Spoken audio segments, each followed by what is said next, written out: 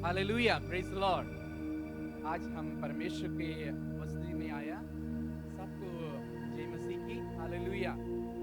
तो गाया है उस सबको जय मसीह के, जो आने वाला है उसको भी जय मसीह पहले से बोलना चाहता हूँ। आप अपना भाई बहन को भी इन्फॉर्म कर लीजिए। परमेश्वर आप हम सब मिलकर परमेश्वर आशीष करना चाहता है। ये आज का आराधना शुरू करने से पहले हम एक वचन पढ़ेगा। भजन संगीता 37 का 5 में लिखा है, अपने मार्ग की चिंता यहोवा पर छोड़ो और उस पर भरोसा रख, वो ही पूरा करेगा। हालेलुया। परमेश्वर का वचन में लिखा है, अपने मार्ग की चिंता यहोवा पर छोड़ और उस पर भरोसा रख, वो ही पूरा करेगा। हालेलुया। हम आज अनेक विश्व से, अनेक दिल की गहराई का अंदर का प्रार्थना से आए हम उपस्थिति है, और प्रार्थना का सुनने के लिए हमारा प्रभु आज हमारा बीच में है। परमेश्वर का वचन में ऐसे लिखा है, एक और दो कहाँ पर इकट्ठे होता है उधर परमेश्वर का उपस्थिति होता है। हालेलुया। उस उपस्थिति में परमेश्वर आकर हमको अनुग्रह करेगा। Hallelujah, praise the Lord. Hallelujah. हम आइए, हम एक छोटा सा प्रार्थना करेगा, उसके बाद आराधना शुरू हो जाएगा। Hallelujah, praise the Lord. हमारा स्वर्गीय आसमानी खुदावंद प्रभु यीशु मसीह, हम लाख लाख शुक्रिया देना चाहता हूँ इस अवसर में। प्रभु हमारा बीच में आपने आया, इसलिए धन्यवाद प्रभु जी। ये शुरू से लेकर अंत तक प्रभु परमेश्वर पवित्र आत्मा तुम्हारे हाथ में देता हूँ, तू अपने इच्छा के अनुसार ले चलना प्रभु जी। हालेलुया। हमारा आराधना में हालेलुया और अभिषेक हम देखने पाने के लिए मदद करना। हालेलुया। प्रभु धन्यवाद देना चाहता हूँ इस अवसर में। प्रभु आप हमसे बात करना। हालेलुया। वचन के द्वारा और जो गीतों के द्वारा प्रभु हालेलुया, आज हमसे एक मुलाकात से होने के लिए प्रभु जी मदद करना। हालेलुया। सारा आशीषों प्रभु जी शुरू से लेकर अंत तक हमारा बीच में मंडलाने में प्रभु जी मदद करो। हालेलुया। सारे आशीषों के लिए धन्यवाद प्रभु जी। आपका वचन के द्वारा हमसे बात करो प्रभु जी। आपके जो गीतों के द्वारा प्रभु जी हमारा आत्मीय जीवन उद्धार पाने के लिए प्रभु जी मदद करना प्रभु जी। हालेलुया। ये वचन के द्वारा अपने दास को अनुग्रह कर वो जो वचन हालेलुया हमारा जीवन को, आत्मिक और भौतिक जीवन को हालेलुया और तंदुरुस्ती में लेके जाने वाला वचन होने में मदद करना प्रभु जी। सारे आशीषों जो लोग ये आराधना में आना चाहता है प्रभु जी, उसको भी प्रभु जी इस अवर में जो ये ऑनलाइन में जुड़ने में प्रभु जी मदद करना। सारे विषय आपका हाथ में देता हूँ, यीशु मसीह के नाम से हमारा प्रार्थना सुन और कबूल कर। आमीन। हालेलुया। अभी से हमारा बीच में हमारा भाई शिनोई आकर वर्शिप लीड करेगा। हालेलुया।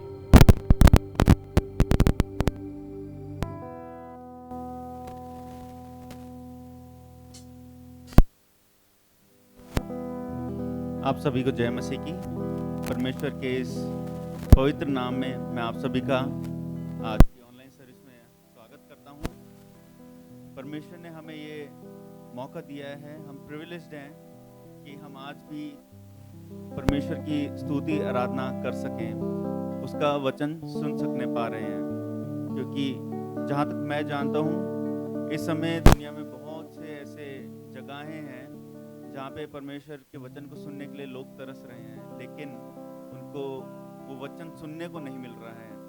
हमारे पास चाहे हम परमेश्वर के भवन में नहीं आ पा रहे हैं, लेकिन परमेश्वर का वचन वो हमारे पास है, वो पवित्र बाइबल। दुनिया में कई ऐसी जगह हैं जहाँ पे लोगों को वो पवित्र बाइबल भी नहीं मिल रही है कि वो परमेश्वर के वचन को जान सके, उसको पढ़ सके। तो आज हम अपने आप को परमेश्वर के निमित्त समर्पित करके उसकी आराधना और स्तुति करेंगे।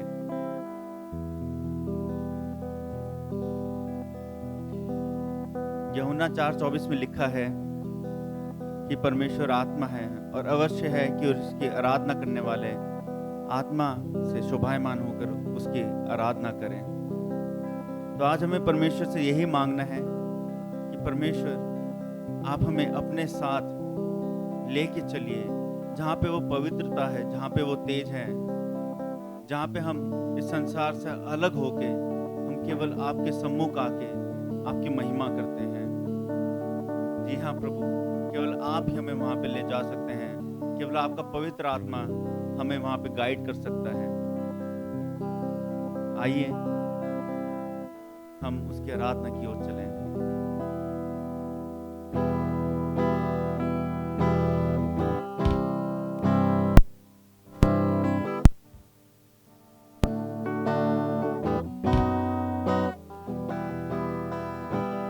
ले चल मुझे, ले चल मुझे, तू है जहां, ले चल मुझे, ले चल मुझे, ले चल मुझे तेरे सिंहासन के पास। ले चल मुझे, ले चल मुझे, ले चल मुझे, तू है जहां, ले चल मुझे।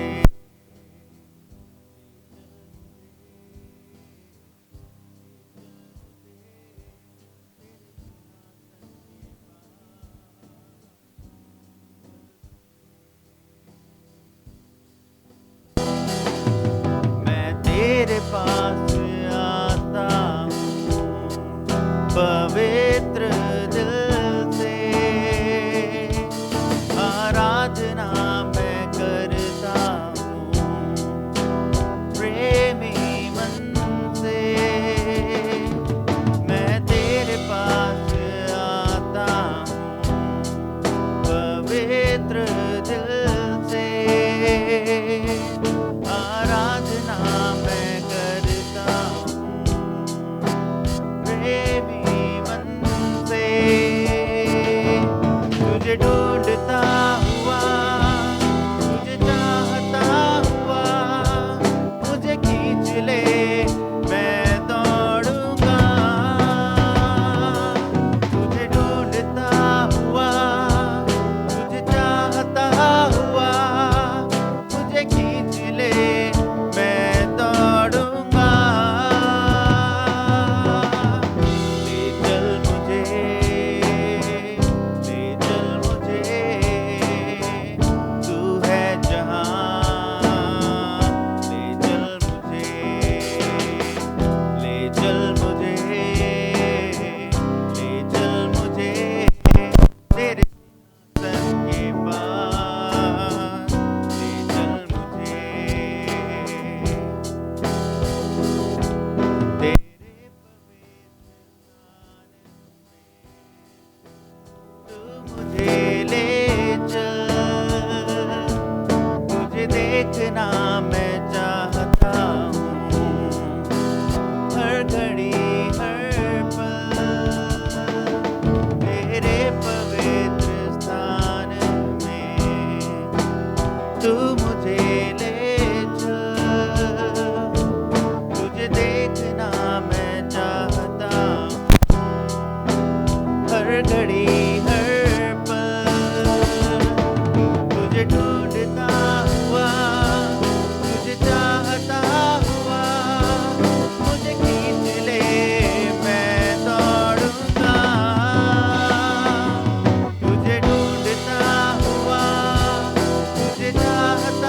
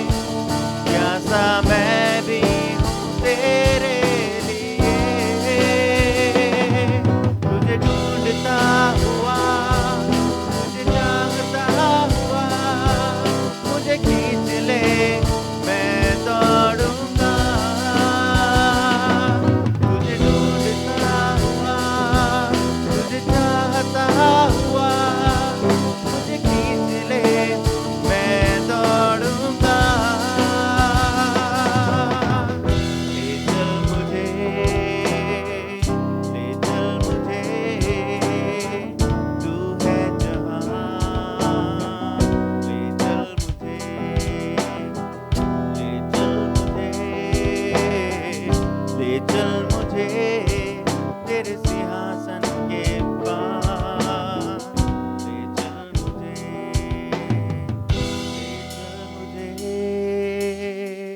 ले चल मुझे, तू है जहाँ,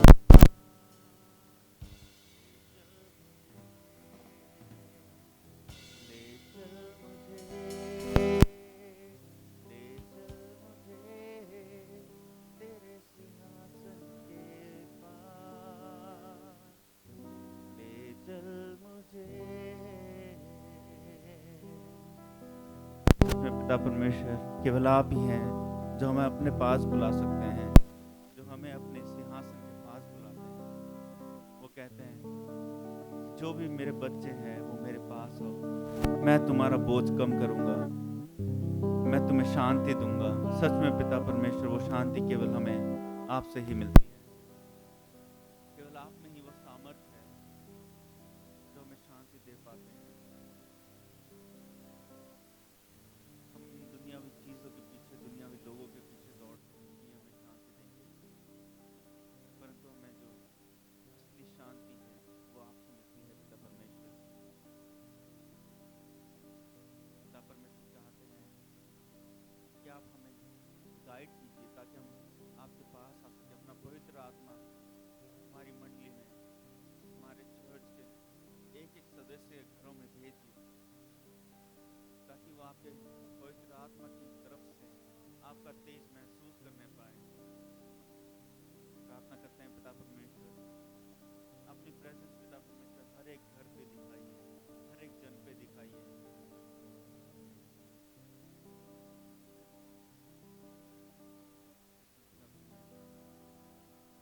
केवल आपके ही अनुग्रह से है हम आज तक जीवित हैं, इस जिंदों की जमीन में हैं। हम लायक भी नहीं थे पिता परमेश्वर कि हम आपके बच्चे कहलाए जाएं, लेकिन आपने हमें अपनाया पिता परमेश्वर। चाहे हमने कितनी भी बार आपका तिरस्कार किया हो, लेकिन आप हमें नहीं छोड़ते पिता परमेश्वर। धन्यवाद पिता परमेश्वर, एक पिता का प्रेम हमें दिखाने के लिए। धन्यवाद पिता परमेश्वर। You search much deeper within, through the way things appear. You're looking into my heart. I'm coming back to the heart of worship, and it's all about you. It's all about you, Jesus.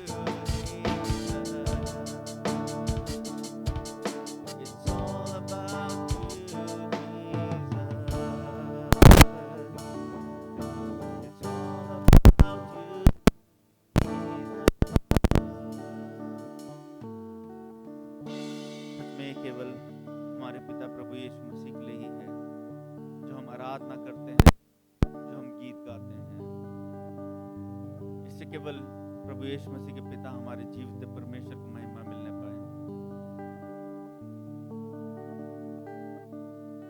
वो एक राजा होकर हमारे लिए इस धरती पे आया। उसने हमारे लिए इस धरती पे जन्म लिया, एक चरनी में जन्म लिया।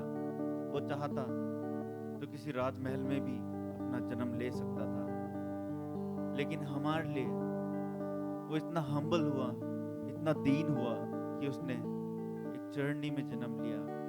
हमारी जैसी उसने जिंदगी काटी, दर्द से भरी हुई जिंदगी। जितना दर्द हमने नहीं सहा उतना उसने हमारे लिए सहा। इतना दर्द सहा उसने कि उसने अपनी जान तक भी हमारे लिए दे दी। ये केवल प्रभु यीशु मसीह ही है जो अनजान के लिए भी अपनी जान दे सकता है। कितने लोग थे जो उसे जानते भी नहीं थे, लेकिन उसने अपना लहू उन लोगों के लिए भी बहाया। सच में उसी लहू के द्वारा आज हम उद्धार पाते हैं। आज हमारी एक ही आशा है प्रभु यीशु मसीह, कि जब हम इस सांसारिक जीवन को खत्म करते हैं, उसमें जीते हैं पिता परमेश्वर, तो वो प्रभु यीशु मसीह जिसने हमारे लिए मार्ग तैयार किया है, वो हमें परमेश्वर के सिंहासन के पास ले जाएगा। धन्यवाद पिता परमेश्वर आपके उस बेटे, उस उद्धारकर्ता प्रभु यीशु मसीह के लिए। इस समय हम प्रार्थना करते हैं पिता परमेश्वर कि आप हम में से हर एक के साथ होइए, हर एक के साथ अपना पवित्र आत्मा मौजूद रखिए पिता परमेश्वर। जो भी आज आपके वक्त हमारे बीच में वचन बांटने जा रहे हैं, उसके लिए हमारे हृदय को तैयार कीजिए। हमारे हृदय की भूमि को हम आपके हाथों में सौंप देते हैं। इसे पिता परमेश्वर इतनी उपजाऊ भूमि बना कि आपके नाम में फल लाने वाले हो सके, वो रूह के फल जो आपके नाम में बचाई जाने वाली हो। प्रार्थना करते हैं पिता परमेश्वर आपके वक्त तक लें, अपना पवित्र आत्मा उन पे बैठाइए पिता परमेश्वर। जो भी आपके वक्त हमसे आज मैसेज शेयर करते हैं, वचन शेयर करते हैं, वो पिता परमेश्वर उनकी नहीं परंतु आपकी ओर से हो। आप स्वयं हमसे बातचीत करने वाले हो पिता परमेश्वर। प्रार्थना करते हैं पिता परमेश्वर इस समय आगे की पूरी सर्विस के लिए पिता परमेश्वर, पूरी सर्विस को आपके हाथों में सौंप देते हैं पिता परमेश्वर। चाहते हैं कि आपका कंट्रोल इस समय इस सर्विस पे और यहाँ पे मौजूद हर एक चीज पे हो। कोई भी चीज पिता परमेश्वर बिना आपकी मर्जी के हिल ना पाए। फिर से पिता परमेश्वर हमें से हर एक जन को आपके हाथों में सौंप देते हैं। ये सब हम कुछ मांगते हैं पिता परमेश्वर आपके प्यारे बेटे प्रभु यीशु मसीह के सामर्थ्य और मीठे नाम से, आमीन। आज भी हमारा YouTube में हमारा जो सर्विस है उसका आपको देख सकता है कि शाम को। वैसे भी है हमारा जो लोगों को हमने प्रबोधन के लिए बोला है ट्यूसडे से पहले अपना जो वीडियोस हमारे पास जो पास्टर के साथ मेल में भेज दीजिए। और तीसरा बात है इतना है। और सब लोग प्रार्थना में जुड़े रहिए। अभी हमारा बीच में हमारा परमेश्वर दास हमारे पास्टर सैम जी आकर परमेश्वर का वचन आप सबसे बांटेगा। उसके लिए तालियों से उसको स्वीकार करें।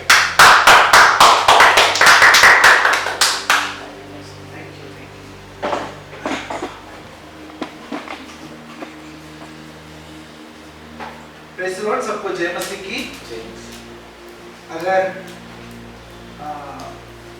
हमारा चर्च अभी होता तो मैं आप लोगों को बोलता है कि आप लोग और जोर से जय मसीह की बोलें, क्योंकि मेरे को आवाज सुनाई नहीं दे रहा है, लेकिन स्पिरिट आत्मा में मैं विश्वास करता हूँ आप लोग हमारे साथ हैं और लाइव सुन रहे हैं। मैसेज में जाने से पहले पास्टर जिन ने जैसे बताया, हमारा वीकली शेड्यूल आप लोगों को सबको अच्छी तरह पता है। आप खुद भी और दूसरों को भी उत्साहित करें, इस पे ज़्यादा से ज़्यादा लोग आए, हम वचन से उत्साहित होकर परमेश्वर में निरंतर बढ़ते रहने वाले हो सकें। और ये ऑनलाइन सर्विस जैसे आप लोग जानते हैं, ये सिर्फ अभी सेकेंड वीक है, दूसरा हफ्ता ही हुआ है। हम लोग भी सीख रहे हैं टेक्निकल चीज़ें, और शायद हो सकता है जब वर्शिप पूरा होगा तो साउंड अच्छी तरह नहीं आया, या अभी जब मैं बोल रहा हूँ तो शायद क्लियर नहीं आ रहा होगा। तो इसमें कमेंट्स लिखने का ऑप्शन है, आप वो लिख सकते हैं, आवाज़ क्लियर नहीं है या दिखाई नहीं दे रहा, जो भी है आप अपने सजेशंस दे सकते हैं। मैं जानता हूँ हमारे चर्च में सब एनकरेजर्स हैं, उत्साहित करने वाले हैं। आप हमेशा तारीफ ही करते हैं कि बहुत अच्छा था, लेकिन अगर आप जेन्युइन सजेशंस देंगे कि ऐसा करेंगे तो ज़्यादा अच्छा है, साउंड को ऐसा करेंगे तो ज़्यादा अच्छा है, तो हम इसको और अच्छा बना पाएंगे। और शायद आप लोग जानते हैं ये सिर्फ केबीएम तक सीमित नहीं है, केबीएम से बाहर भी कई लोगों तक ये मैसेजेस वर्शिप पहुंचता है। तो हमारी कोशिश होनी चाहिए कि ऐसे केबीएम मेंबर हम इसको और अच्छा बना सकें। तो उसके लिए आप लोग अपना जेन्युइन और सजेशंस देकर इसको इम्प्रूव करने में आप हमारी मदद कर सकते हैं। थोड़ी देर की मनन के लिए हम आज जो देखने जा रहे हैं उसका जो सबसे बड़ा सवाल है वो ये है, how well do you know your heart, how well do you know your heart. आप अपने हृदय को कितने अच्छी तरह से पहचानते हैं, आप अपने हृदय को मसीह में होकर कितने अच्छी तरह पहचानते हैं। मसीह ने आपको कैसे चुना, मसीह ने आपको क्यों चुना, आपके जीवन से मसीह का क्या उद्देश्य है, क्या आप वो सच में जानते हैं, या आपने उसके ऊपर मिट्टी डाल रखा है या पर्दा डाल रखा है और अपने आप को झूठा दिलासा देकर अपने आप को तसल्ली दे रहे हैं। हम कितना अपने हृदय को अच्छी तरह जानते हैं, how well do you know your heart. हम सब कितने सौभाग्यशाली हैं कि परमेश्वर ने हमें इस संसार के अनगिनत लोगों में से चुने हुए वंश के रूप में परमेश्वर ने हमें चुना है। मुट्ठी भर लोग हैं जिनको परमेश्वर ने चुना है। हम सच में सौभाग्यशाली हैं। परमेश्वर ने हमें क्यों चुना है? हम जब पढ़ते हैं जॉन चैप्टर 15, यूहन्ना रचित सुसमाचार उसका 15वां अध्याय 8वें पद को जब हम देखते हैं तो वहां पे लिखा है, यूहन्ना 15 उसका 8, मेरे पिता की महिमा इसी से होती है कि तुम बहुत सा फल लाओ, तभी तुम मेरे चेले ठहरोगे। कि तुम बहुत से फल लाओ तभी तुम मेरे चेले ठहरोगे। अगर हमें सच्चा परमेश्वर का अनुयायी बनना है, फॉलोवर बनना है, तो हमें फ्रूट्स लाना जरूरी है। उसके 16th वर्ष को जब हम देखते हैं, यूहन्ना 15:16, तुमने मुझको नहीं चुना परंतु मैंने तुम्हें चुना है और तुम्हें ठहराया ताकि तुम जाकर फल लाओ और तुम्हारा फल बना रहे, कि तुम मेरे नाम से जो कुछ पिता से मांगो वह तुम्हें दे। आमीन। हमने परमेश्वर को नहीं चुना है, परमेश्वर ने हमें चुना है ताकि हम फल लाएं और वो फल बना रहे। मतलब सिर्फ फल लाना नहीं है, और हम अच्छी तरह जानते हैं ये फल क्या है। हमें सुसमाचार प्रचार करना है और आत्माएं जो विनाश की ओर जा रहे हैं उनको परमेश्वर के राज्य में लेकर आना है। यही फल है, और उस फल को हमें बनाए भी रखना है। मतलब सिर्फ फल लाकर छोड़ना नहीं है, लेकिन उसको स्थिर भी रखना है, बना के रखना है। फॉलो करने की जिम्मेदारी परमेश्वर ने हमें दी है। क्या हम उस जिम्मेदारी को समझ रहे हैं और उसको पूरा कर रहे हैं? इसी के अगर दूसरे पद को अगर हम देखते हैं, यूहन्ना 15:2, जो डाली मुझ में है और नहीं फलती उसे वह काट डालता है, और जो फलती है उसे वह छांटता है ताकि और फले। आमेन। जो फल नहीं लाता उन डालियों को परमेश्वर काट देता है, और हम आगे जब पढ़ते हैं तो उन डालियों को वो आग में भस्म कर देता है। तो हमारे पास ज्यादा ऑप्शंस नहीं है, ज्यादा नहीं, ऑप्शंस है ही नहीं, एक ही विकल्प है और वो है फल लाना। हमें फल लाना जरूरी है। हम थोड़ी देर के मनन के लिए मत्ती रचित सुसमाचार उसके 13वां अध्याय 1 से लेके 23 तक जो पद है उससे हम लोग थोड़ा सा मनन करेंगे।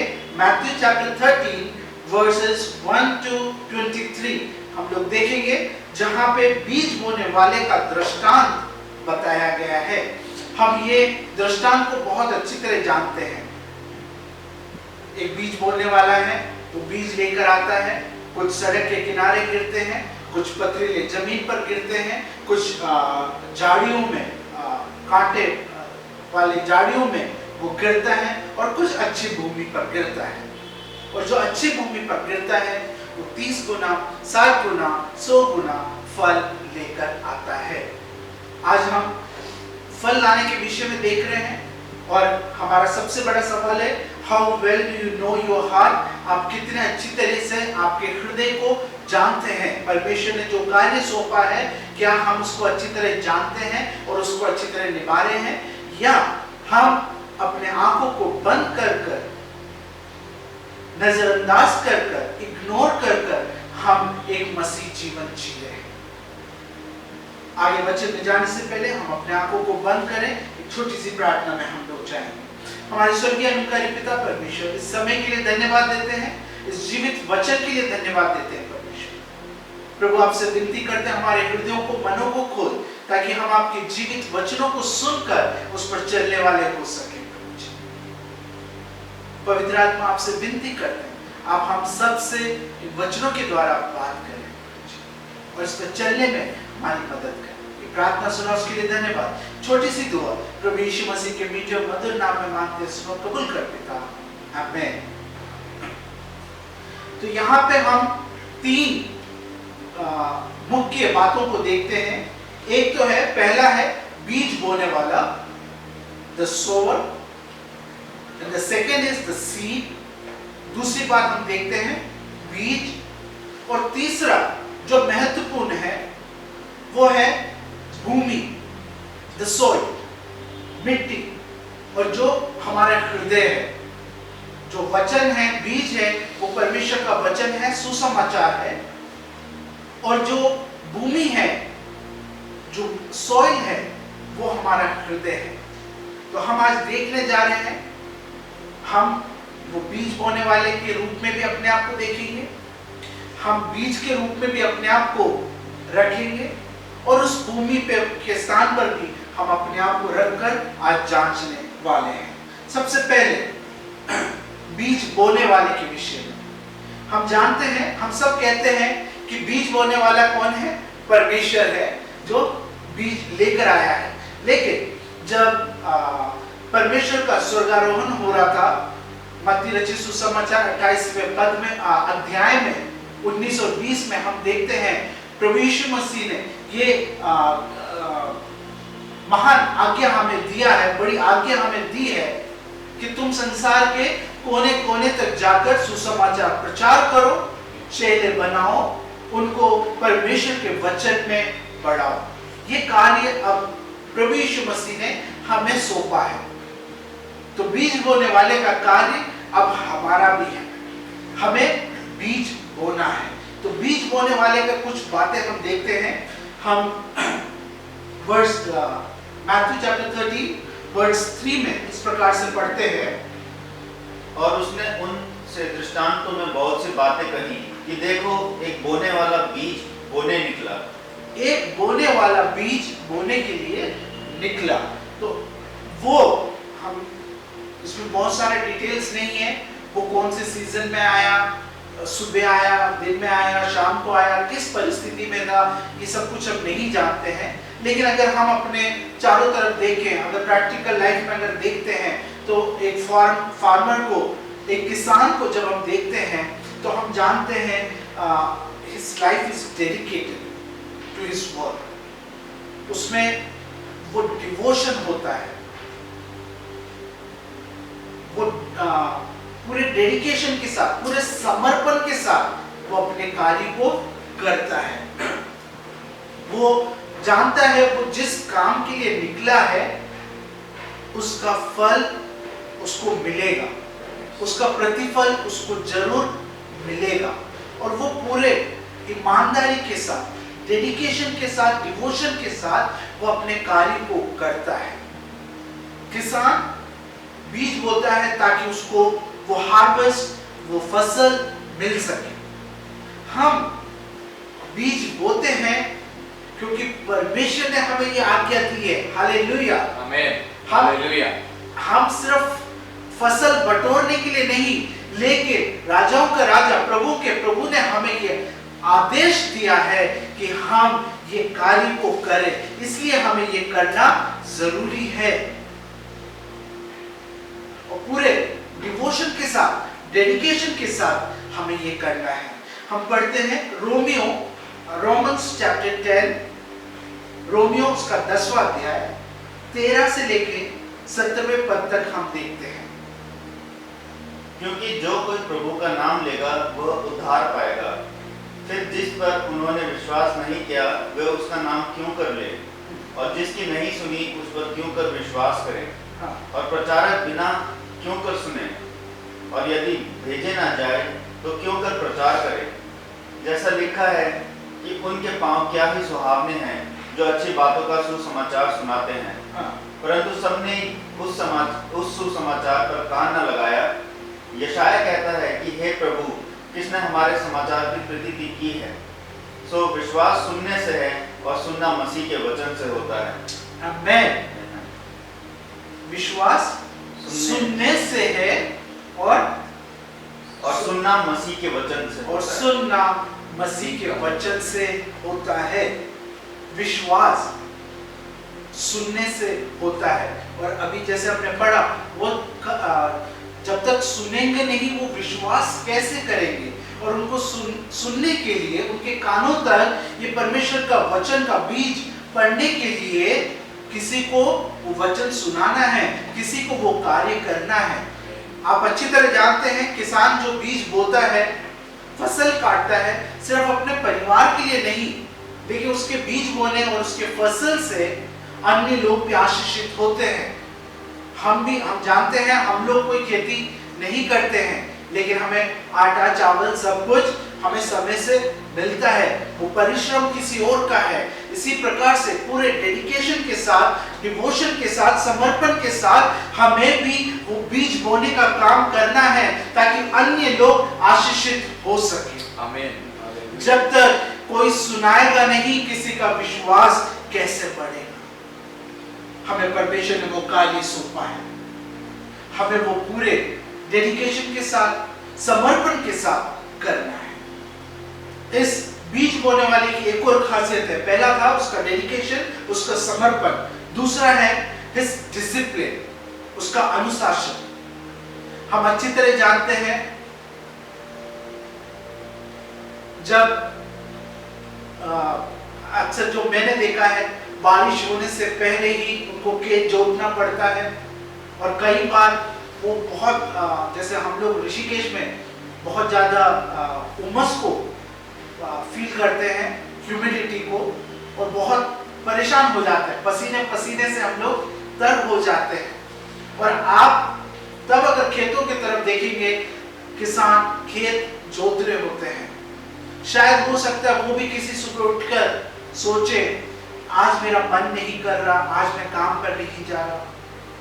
या घर पे कोई फंक्शन है, वो सोचता है कि नहीं, आज मैं अपने बच्चों के साथ या परिवार के साथ समय बिताना चाहता हूँ। लेकिन हम अच्छी तरह जानते हैं उसका एक डिसिप्लिन लाइफ होता है। अगर वो समय समय पर वो कार्य नहीं करता है, समय पर खेत नहीं जोतता है, समय पर बीज नहीं बोता है, समय पर अगर पानी नहीं देता है, समय पर अगर खाद नहीं देता है, समय पर अगर नहीं काटता है, तो सब कुछ व्यर्थ जाता है। उस फल तक, उस हार्वेस्ट तक पहुंचने के लिए उसको पूरा एक डिसिप्लिन्ड लाइफ जीना पड़ता है, एक अनुशासन का जीवन उसे जीना पड़ता है।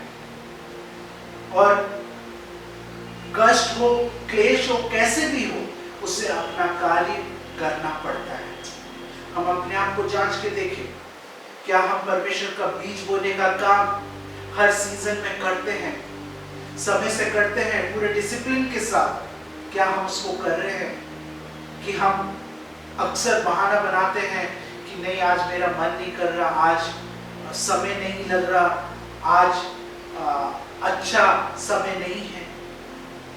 क्या हम बहाना बनाते हैं कि पूरे डिसिप्लिन के साथ परमेश्वर का कार्य को करते हैं? भजन संगीता 126, सैम 126 वर्ड 6 को जब हम पढ़ते हैं, सैम 126, सैम भजन संगीता 126 उसका 6वां पद। चाहे बोने वाला बीज लेकर रोता हुआ चला जाए, परंतु वह फिर पूलियां लिए जय जयकार करता हुआ निश्चय लौट आएगा। हाँ, हम एक बार फिर से इसको ध्यान से सुने। चाहे बोने वाला बीज लेकर रोता हुआ चला जाए, हाँ, परंतु वह फिर पूलियां लिए जय जयकार करता हुआ निश्चय लौट आएगा। हालेलुया। जब बीज बोने के समय भले ही वो रोता हुआ हो, आंसुओं के साथ हो, लेकिन जब वो फसल लेकर आएगा तो आनंद के साथ उसको लेकर आएगा, हर्ष के साथ उसे लेकर आएगा।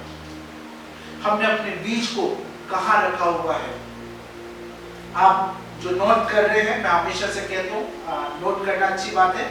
हग्गाई उसका 2 अध्याय उसका 19वां पद, उसका पहले में इस प्रकार से लिखा है, is the seeds yet in the barrel. क्या वो बीज अभी भी खत्ते में रखा गया है? क्या उसको स्टोर रूम में रखा हुआ है या उसको खेतों में बोने के लिए डाल दिया है? बीज बोने के लिए रखा है, उसको स्टोर रूम में रखने के लिए नहीं है, वो स्टोर करने के लिए नहीं है। परमेश्वर का वचन सिर्फ हमारे अलमारियों में सजाने के लिए, हमारे तकिए के नीचे रखने के लिए नहीं है। परमेश्वर का वचन सुनाने के लिए है, औरों तक पहुंचाने के लिए है।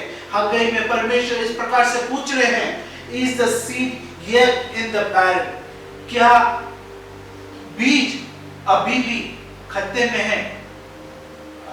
हग्गाई 2:19 का पहला पद।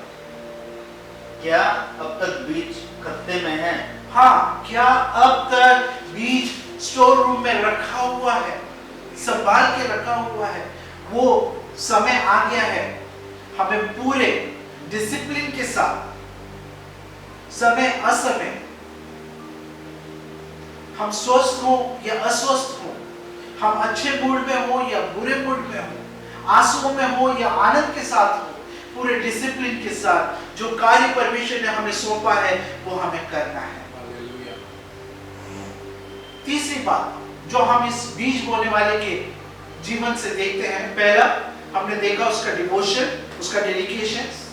दूसरा हमने देखा उसका डिसिप्लिन लाइफ। तीसरा जो हम देख रहे हैं वो है द पॉजिटिव एनर्जी, उसका जो सकारात्मक जो सामर्थ्य या शक्ति उसके अंदर है। हम जानते हैं उसका जो बीज है वो 4 जगहों पर गिरा, सड़क के किनारे, पथरीली भूमि पर, झाड़ियों में और अच्छी भूमि पर। अगर हम मोटा देखें तो 4 जगहों पर, 4 भागों में हम देखते हैं 25% ईच, और उसमें से सिर्फ 25% ही फल लेकर आया है। 75% फल या बीज व्यर्थ गया, जिसका कोई फल नहीं आया है, जिसका कोई फल नहीं आया। वो हताश नहीं हुआ, निराश नहीं हुआ। वो अगली बार, अगले साल, अगले सीजन में फिर से पूरे एनर्जी के साथ, पॉजिटिव एनर्जी के साथ वो जाता है, कार्य करता है। हम जब सुसमाचार सुनाते हैं, कोई उसको तिरस्कार करे, स्वीकार ना करे, हम हताश ना हो, निराश ना हो। हमें आगे बढ़ते जाना है। हमें वो अच्छी भूमि जरूर मिलेगी जो फल जरूर लेकर आएगा। हमने जैसे देखा मत्ती रचित सुसमाचार उसके 28वें अध्याय में परमेश्वर ने हमें आज्ञा दिया है कि तुम संसार के कोने-कोने तक जाकर सुसमाचार का प्रचार करो। पहला कोरिन्थियों उसका 3:6 में परमेश्वर कहते हैं कि जो ग्रो करना है वो परमेश्वर का कार्य है। पहला कोरिन्थियों 3:6 मैंने लगाया, हाँ, अपुल्लोस ने सींचा, परंतु परमेश्वर ने बढ़ाया। पौल कहता है कि मैंने एक पौधे को लगाया, अपोलोस ने उसको सींचा, ग्रो किया, बड़ा किया, लेकिन परमेश्वर ने उसको बढ़ाया, ग्रो किया। इसलिए ना तो लगाने वाला कुछ है और ना सींचने वाला, परंतु परमेश्वर जो बढ़ाने वाला है। है ना? परमेश्वर ने हमें एक जरिया बनाया है, एक चैनल बनाया है। अल्टीमेटली परमेश्वर कार्य करते हैं। तो हमें हताश, निराश नहीं होना है। उस पॉजिटिव एनर्जी के साथ हर बार एक नए एनर्जी के साथ, सामर्थ्य के साथ हमें परमेश्वर के लिए कार्य करना है, क्योंकि परमेश्वर ने हमें सिर्फ मछुआरा नहीं लेकिन मनुष्यों को पकड़ने वाला मछुआरा बनाया है। मत्ती 4 उसके 19 में लिखा है, I have Matthew chapter 4 verse 19 says, I have made you fishers of men. Hallelujah. Acts chapter 1:8 में प्रेरितों का काम 1:8 में परमेश्वर कहते हैं कि पवित्र आत्मा तुम पर आएगा और तुम मेरे सामर्थ्य दिया है। हमें वो सामर्थ्य के साथ कार्य को करना है। हमने अभी तक बीज बोने वाले के विषय में देखा, उसके 3 महत्वपूर्ण पहलू हमने देखा है, उसका डेडिकेशन, उसका डिसिप्लिन्ड लाइफ और उसका पॉजिटिव एनर्जी। अब हम देखते हैं सीड के विषय में, बीज के विषय में। बीज जो हमने देखा कि परमेश्वर का वचन है, परमेश्वर का वचन ही वो बीज है, and it is worth, it is worth, it is worth, वो योग्य है, ये बोने योग्य है। आप किसी के जीवन में और बातों को बोएंगे तो उसका कोई फल नहीं है, सब व्यर्थ है। लेकिन आप किसी के जीवन में परमेश्वर के वचन को बोएंगे तो इट इज रियली वर्थ, आमीन, योग्य है, क्योंकि ये बीज जीवित है और सामर्थी है। The word of God is living and powerful. Amen. और जैसे हमने रोमियो उसके 10 के 15 में देखा, how beautiful are the feet of those who bring the good news. कितने सुंदर है वो पांव जो परमेश्वर के सुसमाचार को सुनाते हैं, लेकर आते हैं। ये बीज जब हम बोलते हैं इट्स वर्थ, इस कार्य के तुल्य और कोई कार्य है नहीं, इस बीज के तुल्य और कोई बीज है नहीं। दूसरा, it has ट्रेमेंडस potential in it. आमीन, हालेलुया। ये जो बीज है, छोटा सा जो बीज है, उसके अंदर सामर्थ्य है, पोटेंशियल है। हमने देखा कि कुछ 30 गुना, कुछ 60 गुना, कुछ 100 गुना फल लेकर आए। मेरा मैथमेटिक्स उतना अच्छा नहीं है, लेकिन कहते हैं जो 30 गुना लेकर आया वो 3000% रिजल्ट लेके आया। हमने 100% तक तो सुना है। 100% वो होता है जब एक के स्थान पर एक आ जाए, वो 100% हुआ, है ना? एक के स्थान पर एक आ जाए वो 100%, एक के स्थान पर 10 आ जाए तो वो 1000% हुआ, और अगर एक के स्थान पर 100 आ जाए तो वो 10,000% हो गया। तो जो 30 गुना लेकर आया है वो 30%। कैलकुलेशन में डाउट है तो आप बाद में करके देख सकते हैं।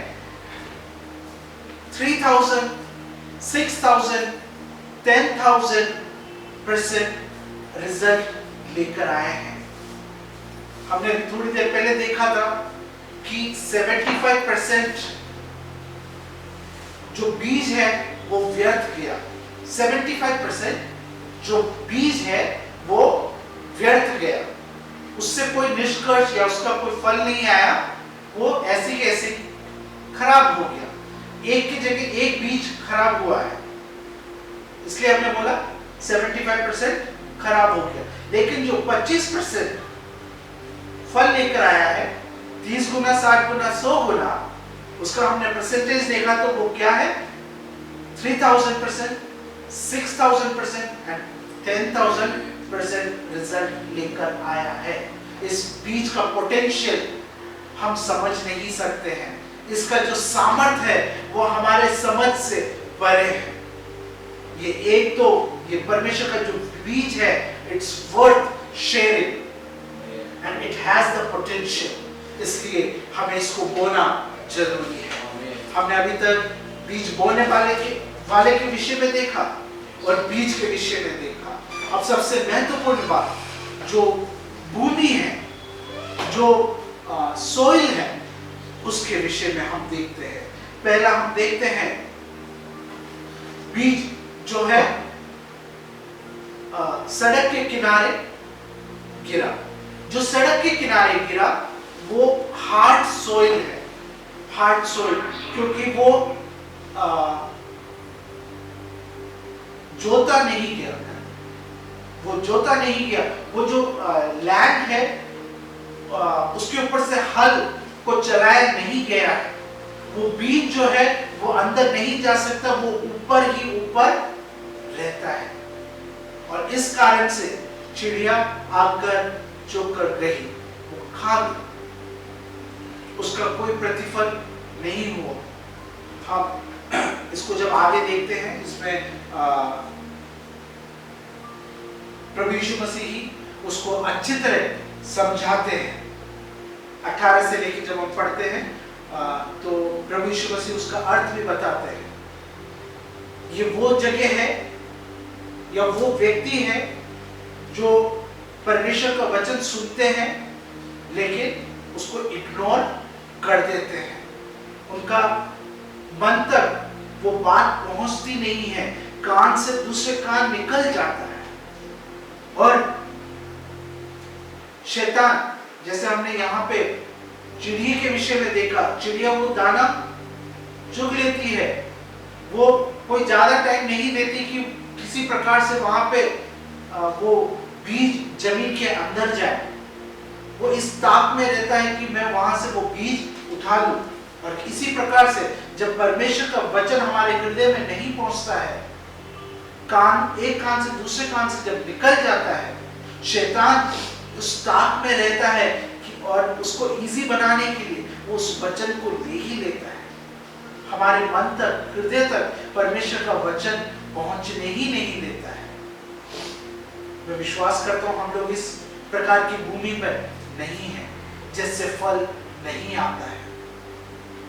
दूसरी बात जो हम देखते हैं वो है रॉकी सॉइल, पथरीली जमीन। पथरीली जमीन पर हम देखते हैं बीज गिरता है, लेकिन पत्थर होने के कारण उसका जो रूट्स है, वो जो बीज है वो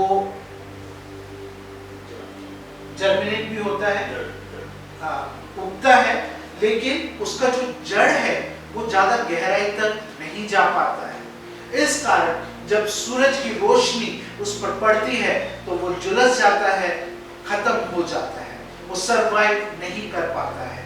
और परमेश्वर इसको हमें अच्छी तरह बता के देते हैं कि ये वो मनुष्य है जो खुशी खुशी परमेश्वर का वचन सुनते तो हैं, लेकिन वचन की गहराई ना होने के कारण जब कोई परेशानी आती है, आंधी तूफान आता है, परसिक्यूशन आता है, तो हम सरवाइव नहीं कर पाते, हम खत्म हो जाते हैं।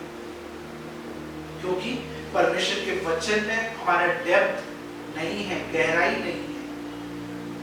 प्रिय अजीजों, मैं बताना चाहूंगा, जब तक परमेश्वर के वचन में हमारी गहराई नहीं है, हम परमेश्वर में स्थिर नहीं बने रह सकते हैं। आंधी तूफान में जरूर हम डगमगाएंगे और गिर जाएंगे।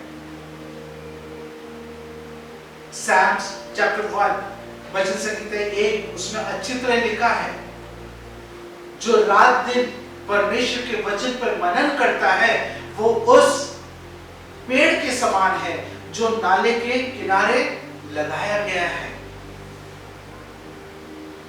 उसका जड़ मजबूत होता है, वो फल लाता है, उसके पत्ते हरे भरे रहते हैं। जो परमेश्वर के वचन पर, व्यवस्था पर दिन रात मनन करता है।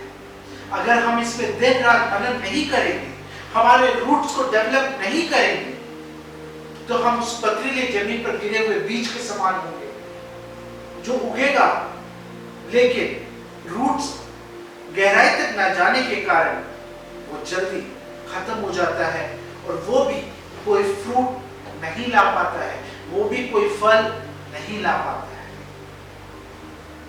तीसरा जो भूमि है वो है थ्रोनी सॉइल,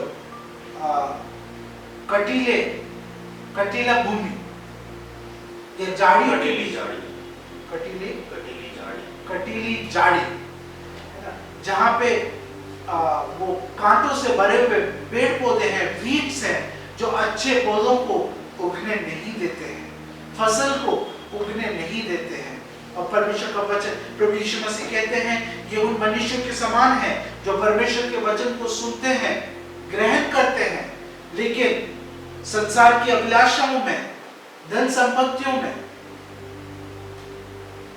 अपने परिवार में, अपने जॉब में, इन चक्रों में रहकर, और वो जो कांटे हैं वो हमें दबा देते हैं, वो हमें उस बीज को ग्रो करने नहीं देते हैं और वो फल नहीं ला पाते हैं, वो भी बड़े होने से पहले खत्म हो जाते हैं, मर जाते हैं। तीसरा आखिरी जो भूमि है हम सब अच्छी तरह जानते हैं, और वो है अच्छी भूमि, द गुड सॉइल। इस अच्छी भूमि पर जो थोड़े से बीज गिरे हैं वो 30 गुना, 60 गुना, 100 गुना फल लेकर आता है। हालेलुया, आमीन। आज हमें अपने हृदय को देखना है, जांचना है, पूछना है, how well do you know your heart. आप अपने हृदय को कितने अच्छी तरह पहचानते हैं, आपका वो हृदय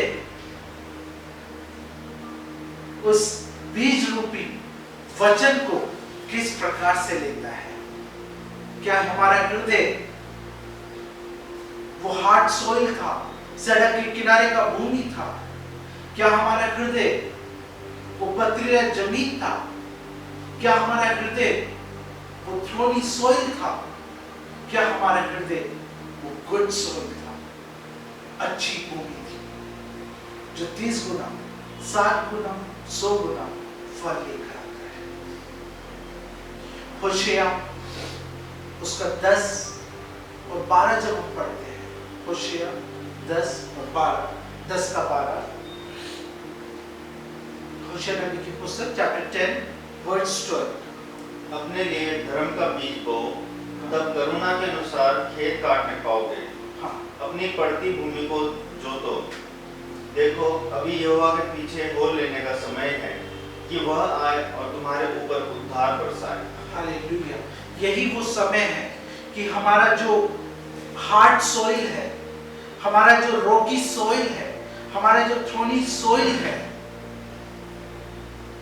जो खराब भूमि है, उसको हम जोतें, उसको ब्रेक करें, उसको एक अच्छे ग्राउंड के रूप में हम परिवर्तित करें।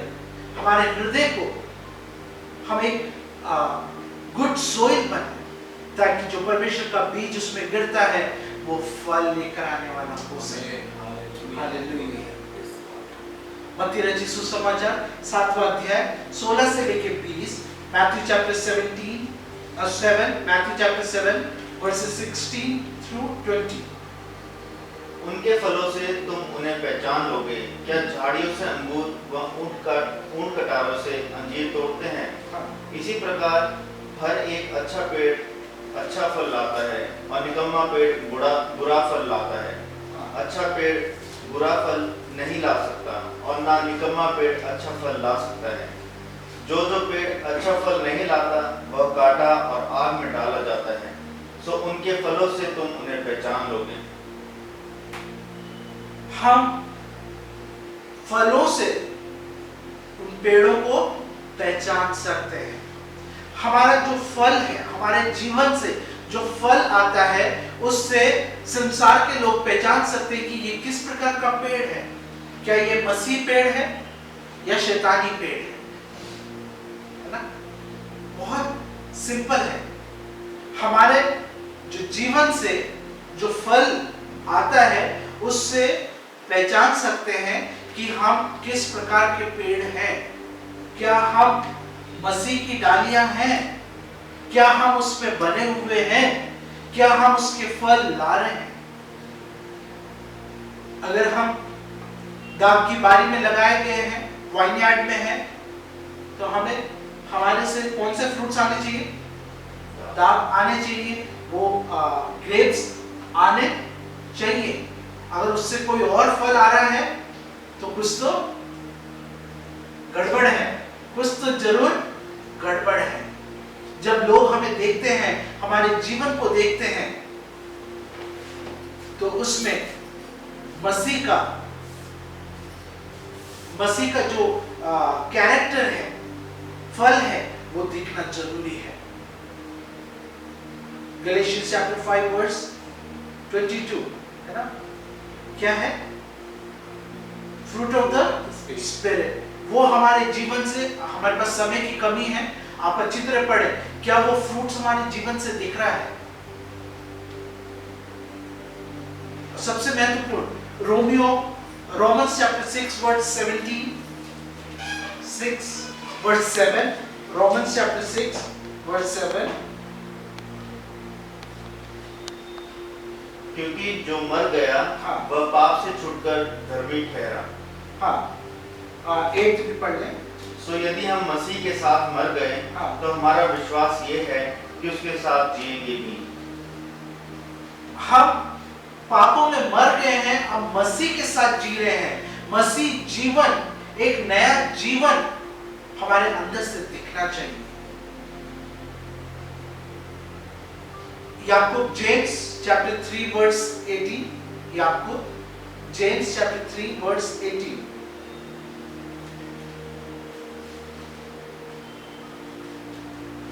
और मिलाप कराने वालों के लिए धार्मिकता का फल मेल मिलाप के साथ बोया जाता है। एक बार फिर से हम लोग ध्यान से सुनेंगे। और मिलाप कराने वालों के लिए हाँ, धार्मिकता का फल मेल मिलाप के साथ बोया जाता है। धार्मिकता का फल ये भी हमारे अंदर होना जरूरी है। हमारा जो जीवन है वो राइचियसनेस से, धार्मिकता से भरा हुआ होना चाहिए। It should have a change. People should see a change in our life. जब लोग हमारे जीवन को देखते हैं तो उसमें एक बदलाहट होना जरूरी है, चेंज होना जरूरी है, तभी वो फल हो सकता है। और पवित्र आत्मा का जो फल है, नो फल 9 फ्रूट्स, वो हमारे जीवन से दिखना चाहिए। तभी हम कह सकते हैं कि जो परमेश्वर का बीज जो हमारे हृदय में गिरा है वो अच्छी भूमि पर गिरा है। हालेलुया। और अगर ये फ्रूट्स हमारे जीवन से नहीं दिख रहा है, एक चेंज लाइफ नहीं दिख रहा है, पवित्र आत्मा के फल अगर हमारे जीवन से नहीं दिख रहा है, तो शायद अभी तक हम लोग गलतफहमी में थे, अंधकार में थे। वो जो परमेश्वर का बीज हमारे जीवन में, हमारे हृदय में गिरा है, शायद वो हार्ड सॉइल पे गिरा है, सड़क के किनारे गिरा है, या शायद पथरीली भूमि पर गिरा है, या शायद वो कांटों से भरे हुए झाड़ियों में गिरा है, अच्छी भूमि पर नहीं गिरा। अगर अच्छी भूमि पर गिरा है तो वो जरूर फल लाएगा। पवित्र आत्मा के फलों को वो दर्शाएगा, एक परिवर्तन, एक चेंज हमारे जीवन में देख पाएंगे। धार्मिकता, हमारे राइटियसनेस हमारे जीवन में लोग देख पाएंगे। ऐसे होने में परमेश्वर हमारी सहायता मदद करे। सबसे पहले हमने जो यूहन्ना रचित सुसमाचार उसके 15वें अध्याय 8 और 16 से देखा। परमेश्वर चाहते हैं हमारे जीवन में और अधिक फल आए, और एक ऐसा फल जो बना रहे, स्थिर रहे। और दूसरे पद में हमने देखा था, अगर कोई डाली अगर फल नहीं लानी है तो उसे काट दिया जाता है और उसे आग में डाल दिया जाता है। हम अपने आप को जांच के देखें। आज का सबसे बड़ा सवाल यही है, how well do you know your heart? आप अपने हृदय को कितने अच्छी तरह जानते हैं? आपका हृदय जो भूमि है, इन चारों में से एक भूमि है, या तो वो सड़क के किनारे वाला भूमि है, या पथरीला भूमि है, या कटीला भूमि है, या फिर अच्छी भूमि है। हम अपने आप को जांच के देखें। अगर अच्छी भूमि पर गिरा है तो ये बीज जरूर फल लेकर आएगा, क्योंकि इस बीज में पोटेंशियल है, सामर्थ्य है। वो 3000%, 6000%, 10,000% फल लाने के योग्य है, सामर्थ्य है। परमेश्वर इन वचनों के द्वारा हम सबको आशीष दे, और परमेश्वर का जो दिया हुआ कार्य है, जो बीज है, उसको बोने में और फल लाने में परमेश्वर हम सबके साथ सहायता मदद करें। हम अपने आंखों को बंद करें। हमारे स्वर्गीय अनुकारी पिता परमेश्वर, आज के समय के लिए धन्यवाद देते हैं प्रभु जी। धन्यवाद देते हैं कि आपने हम सबको प्रभु ये सौभाग्य दिए कि हम ऑनलाइन सर्विस में आ सके प्रभु जी। प्रभु एक मन के साथ, एक आत्मा में प्रभु जी, एक दूसरे को देखते हुए प्रभु जी, हम आपकी आराधना करने वाले हो सके प्रभु, उसके लिए धन्यवाद देते हैं प्रभु जी। प्रभु आपने हमारे आराधना को ग्रहण योग्य समझा, स्वीकार किया प्रभु, उसके लिए धन्यवाद प्रभु जी। प्रभु आज के जीवित वचन के लिए धन्यवाद देते हैं प्रभु जी। प्रभु ये वचन जो आप कहते हैं कि प्रभु आपका जो सुसमाचार है, जो फल लाता है प्रभु, हमारे जीवन में वो फल प्रभु आने पाए प्रभु जी। अगर अभी तक हम बिना फल के थे प्रभु जी, अगर हमारे जीवन में पवित्र आत्मा का कोई फल दिखाई नहीं दे रहा था, या हम में कोई चेंज नहीं था प्रभु जी, या हम में वो धार्मिकता नहीं दिखाई दे रही है प्रभु, तो हम अपने आप को धोखा दे रहे थे प्रभु जी। आज हमारी आंखों को खोल प्रभु, ताकि हम वो फल लाने वाले हो सके प्रभु जी, आपके राज्य के लिए प्रभु कार्य में आने वाले हो सके प्रभु जी। हम इस्तेमाल कर प्रभु जी। हम अपने आप को एक बार फिर से समर्पित करते हैं प्रभु जी। अपने हृदय को प्रभु हम जोते हैं प्रभु जी, उसको अच्छी भूमि बनाना चाहते हैं प्रभु जी। आप उस अच्छी भूमि पर वो बीज डालें प्रभु जी, ताकि वो फल ला सके। आज का जो वचन प्रभु, आज का जो वचन आप हमारे बीच में लेकर आए, वो भी प्रभु जी सड़क के किनारे या पथरीली भूमि पर या वो कटीले भूमि पर ना गिरने पाए, अच्छी भूमि पर गिरने पाए प्रभु जी। हम सब अपने हृदय को तैयार करते हैं और प्रभु हम आपसे प्रभु आपके समीप निर्णय लेते हैं प्रभु जी कि हम आपसे फल लाने वाले हो सके प्रभु जी। हम प्रयत्न करेंगे प्रभु जी, जैसे पौलुस कहता है प्रभु जी, मैंने लगाया, अपोलोस ने उसको सींचा, लेकिन बढ़ाने वाला परमेश्वर है प्रभु। हमें जो कार्य सौंपा गया है उसको हम पूरे डिवोशन के साथ, डेडिकेशन के साथ प्रभु जी, पूरे डिसिप्लिन के साथ, पूरे पॉजिटिव एनर्जी के साथ हम लोग करने वाले हो सके प्रभु जी, और आप उसका प्रतिफल देने वाले प्रभु। आपने हमारी प्रार्थना को सुना, उसके लिए धन्यवाद। हमारे हृदयों को देखा प्रभु, उस भूमि को आप तैयार कर रहे हैं, उसके लिए धन्यवाद प्रभु। इस समय हम अपने कलीसिया के तमाम लोगों को याद करते हैं प्रभु जी, जो अलग अलग परिस्थिति में है प्रभु जी। कोई जो परेशानी में है प्रभु जी, आप उन्हें उससे निकालें। जो बीमारी में है प्रभु जी, आप उन्हें छूकर पूर्ण चंगाई देने के लिए हम आपसे प्रार्थना विनती करते हैं प्रभु। इस प्रभु पैंडेमिक सिचुएशन में प्रभु कई लोगों का प्रभु जॉब चला गया है प्रभु जी, काफी लोग प्रभु आर्थिक समस्या में है प्रभु जी, आप उनके ऊपर अपनी कृपा दृष्टि बना के रखने के लिए हम आपसे प्रार्थना विनती करते हैं। कई लोगों के काम रुके हुए हैं प्रभु जी, आप उन बॉन्डेजेस को ब्रेक करने के लिए हम आपसे प्रार्थना विनती करते हैं प्रभु जी। प्रभु कई लोग परेशान हैं प्रभु जी, आप अपनी शांति और आनंद उनके जीवन में लेकर आने के लिए हम आपसे प्रार्थना विनती करते हैं। और प्रभु सबसे ज्यादा हम सब पूरी कलीसिया एक मन के साथ प्रभु व्याकुल है कि प्रभु कब हम एक होकर प्रभु एक आत्मा में प्रभु आपकी आराधना करेंगे प्रभु जी। प्रभु आप हमारे लिए मार्ग खोले संसार के तमाम लोगों के लिए प्रभु जी, जो इस आशा में है प्रभु जी, जो इस प्रभु पैशन के साथ है कि कब ये सिचुएशन सही होगा, हम लोग कलीसियाओं में मिलकर आपकी आराधना करने वाले होंगे। आप प्रभु अपनी कृपा दृष्टि बना के रखना प्रभु, जल्द से जल्द प्रभु हम सब प्रभु एक स्थान पर इकट्ठा होकर आपकी आराधना करने वाले हो सके प्रभु। इस ऑनलाइन मीडिया के लिए सर्विस के लिए धन्यवाद देते हैं, जिसके द्वारा प्रभु आपने हमें प्रभु वर्चुअली प्रभु एक होकर प्रभु आराधना करने का सौभाग्य दिया प्रभु जी। प्रभु इसी प्रकार से प्रभु हम अपने जीवनों के द्वारा आपको महिमा देने हो सके, हमें आशीषित कर कि हम दूसरों के लिए आशीष का कारण बन सके। और आज के वचन के अनुसार प्रभु आपके सुसमाचार को सुनाकर प्रभु बीज का प्रभु फल लाने वाले हम लोग हो सके प्रभु जी। हमें से हर एक को सम्मान करना प्रभु जी। प्रार्थना सुना उसके लिए धन्यवाद। छोटी सी दुआ प्रभु यीशु मसीह के मीठे और मधुर नाम में मांगते सुनो, कबूल कर पिता, आमीन। प्रभु यीशु मसीह का अनुग्रह, पिता परमेश्वर का प्रेम और पवित्र आत्मा की सहभागिता हमारे साथ हमेशा हमेशा बनी रहे, आमीन आमीन। सबको जय मसीह की। प्रभु सबको आशीष दे और इस वचन के अनुसार हम लोग प्रभु में निरंतर बढ़ते रहने वाले हो सके। अगर परमेश्वर ने चाहा तो अगले हफ्ते से या जल्दी हम लोग संडे सर्विस के बाद अपने टेस्टमनीज को, गवाहियों को रखने का भी समय हमें मिलेगा, ताकि हम एक दूसरे के विषय में जान सकें और हम लोग प्रार्थना कर सकें।